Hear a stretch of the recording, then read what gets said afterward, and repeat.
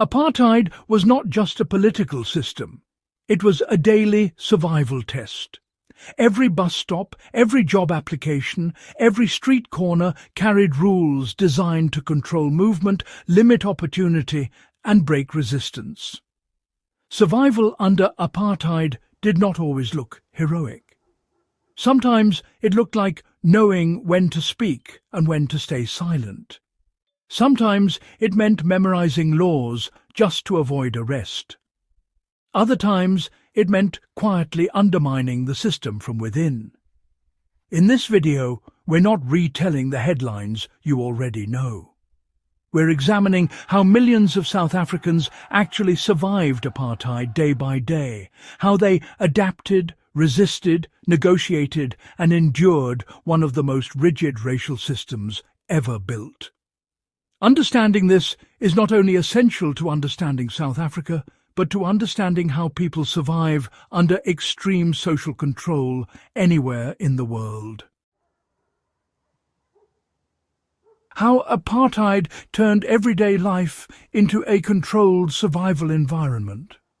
Apartheid operated through an overwhelming web of laws that regulated where people could live, work, travel, and even love. The Population Registration Act categorized every person by race, while the Group Areas Act dictated where those categories were allowed to exist. Survival required constant awareness of these invisible boundaries. People learned entire mental maps of safe and unsafe zones. A missed bus or wrong turn could result in arrest, forced removal, or worse. One practical survival method was routine rehearsal.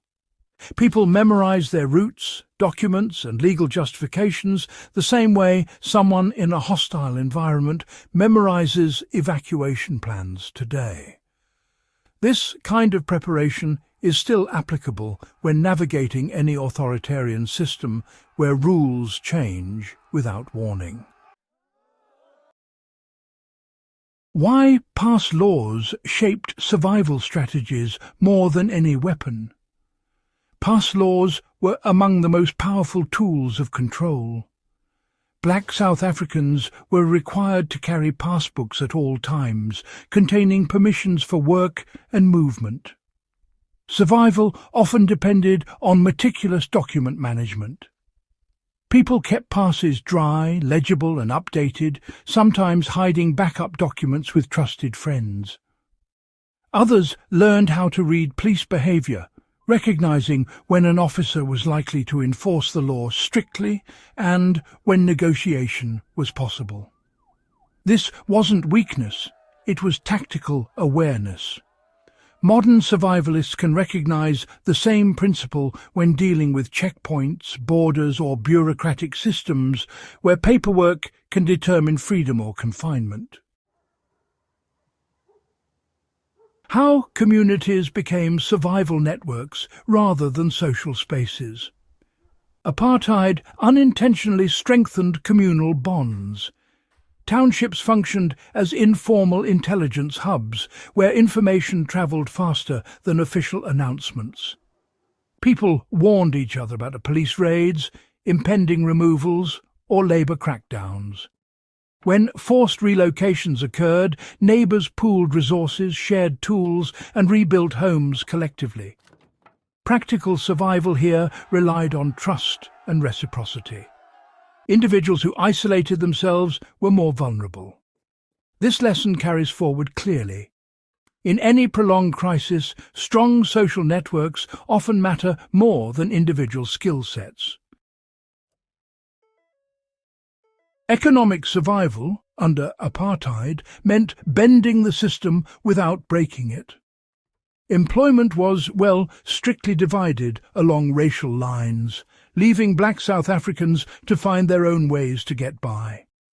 Many survived by mastering those skills that officially were undervalued but in reality were absolutely indispensable, like construction, mechanical repair, and domestic labour.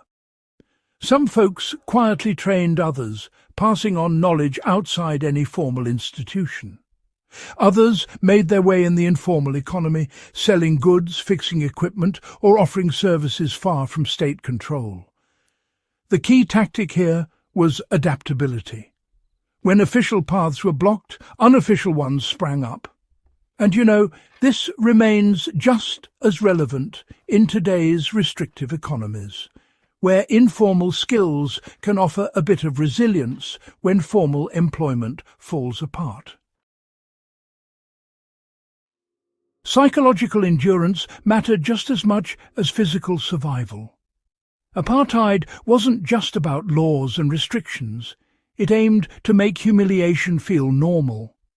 Separate entrances, worse facilities, constant policing, these things were designed to chip away at dignity. So, survival meant refusing to internalize that message. Families, for instance, reinforced self-worth through storytelling, education, and keeping culture alive. Churches, schools, and homes became sanctuaries where identity was fiercely protected. Maintaining mental resilience wasn't some abstract concept. It was a daily practice, built through routine, discipline, and a shared sense of history.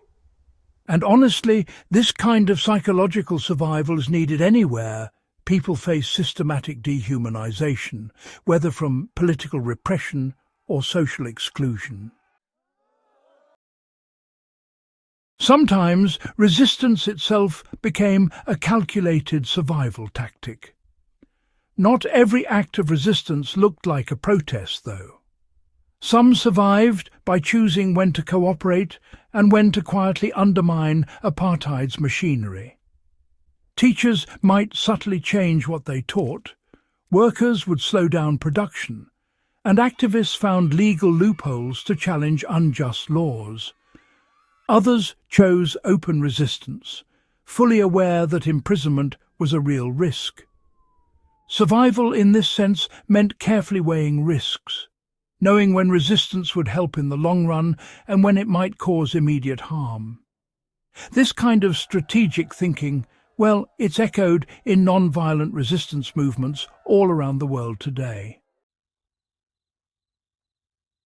So, what does surviving apartheid teach us about living in controlled societies today?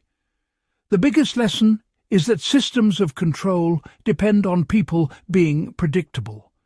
Those who made it through learned to be flexible, to read situations carefully, and to lean on their communities. In practice, that means really understanding the rules, spotting unofficial channels, building strong networks, and protecting your own psychological resilience. These are survival skills you can carry anywhere, whether you're facing political crackdowns, economic collapse, or widespread social upheaval.